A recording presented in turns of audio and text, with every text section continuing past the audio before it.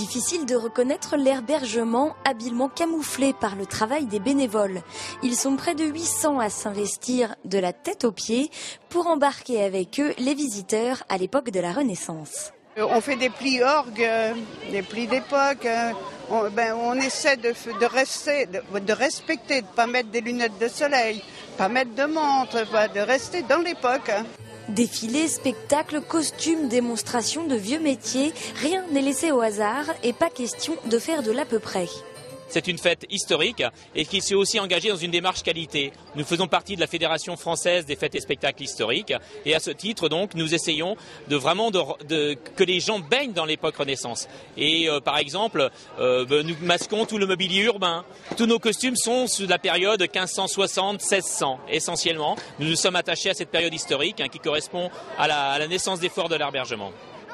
Passionnés d'histoire ou simplement curieux, le public était au rendez-vous, largement conquis par l'ambiance de la journée. Mais je trouve ça très très bien, fort sympathique, très bien organisé, instructif, enfin vraiment, c'est fort agréable. Il y a pas mal de stands, il y a des métiers d'art, il y a des animaux, il y a plein de choses. Voilà. Et on a vu le spectacle des flammes. Ouais, le spectacle des flammes était super bien. Est-ce que vous l'avez vu ? Et oui, ce spectacle, nous l'avons bien vu. Et si vous l'avez manqué, eh bien rendez-vous dans 2 ans maintenant pour la prochaine édition de la Fête de la Renaissance.